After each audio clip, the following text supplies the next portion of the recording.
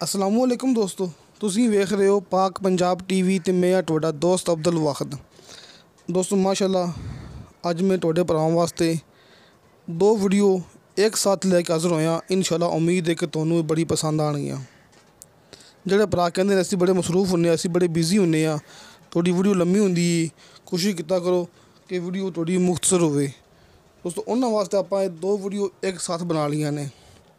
Number एक भरावों नज़र आ रही वीडियो जिस सामने खड़ा है मोटरसाइकिल।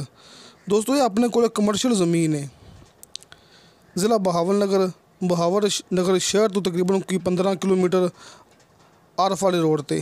आरफ वाला शहर तकरीबन कोई अंदाज़न 25 किलोमीटर।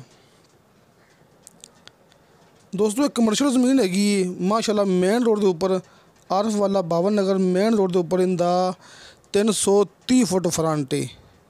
330 फुट इंदा फ्रंट है तो बैक साइड ते लंबाई इंदी हैगी 200 फुट कि बहुत ही शानदार है। ये ज़मीन 1.5 एकड़ ज़मीन है।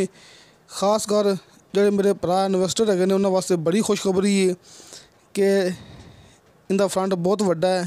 इत्थे आप कोई भी कारोबार शुरू कर सकते हैं, कोई फैक्ट्री वगैरह के आस पास इंदे फैक्ट्रियाँ भी हैगियां ने, कोई कॉलोनी वगैरह बना सकीए क्योंकि आस पास इंदे कॉलोनियाँ भी हैगियां ने। आप इत्थे प्लाट कट के सैल कर सकते हैं।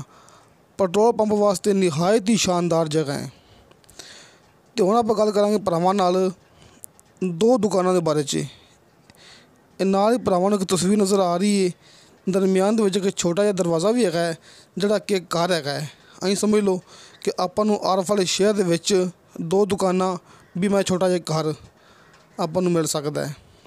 3 मरले जगह दोस्तों, 3 मरले जगह है, दो दुकानां, दरमियान दे विच रिहाइश वास्ते छोटा जिहा घर भी हैगा। रजिस्ट्री इंतकालशुदा कंप्यूटराइज रिकॉर्ड, ज़मीन का रिकॉर्ड भी कंप्यूटराइज, दुकानों का रिकॉर्ड भी कंप्यूटराइज तो रजिस्ट्री इंतकाल तो नीचे का पानी बिल्कुल मीठा। जी दुकाना आई ने बिजली गैस पानी, क्योंकि आरफ वाले शहर के अंदर मौजूद ने, बिजली गैस पानी मौके पर मौजूद, तीनों सहूलतां मौके पर मौजूद। क्योंकि है अपना आरफ वाला शहर जिथे अपनी रिहाइश है, जिथे अपना दफ्तर है। जी ये अपनी ये ज़मीन हैगी है ये भी माशाल्लाह बहुत ही शानदार है, बहुत ही अच्छी है। तो हुण मैं गल करांगा भरावां नाल इनकी डिमांड के बारे च। मुकम्मल गलबात आपां नूं भरावां नूं दस चुके हैं। जी ज़मीन है ये बहावर नगर ज़िला असीं समझ लो कि बहावर नगर दे आरफ वाले दे तकरीबन दरमियान च आ जांदी है। आरफ वाला थोड़ा जिहा ज़्यादा दूर है, बहावर नगर थोड़ा करीब लगता है इनू। जी दुकानां आईयां ने ये अपने आरफ वाले शहर के अंदर ने कि तुसीं अलग अलग भी खरीद सकते जी, तुसीं दोवें चीज़ां इकट्ठियां भी खरीद सकते जी, क्योंकि दोवां दे मालिक अलग अलग ने।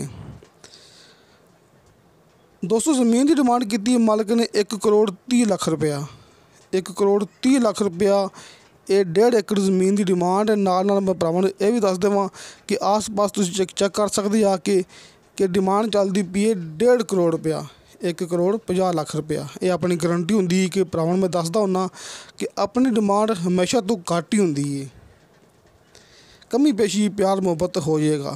हुण मैं गल करांगा भरावां नाल दुकानां दी। दोस्तों इनकी डिमांड की मालिक ने 70 लाख रुपया।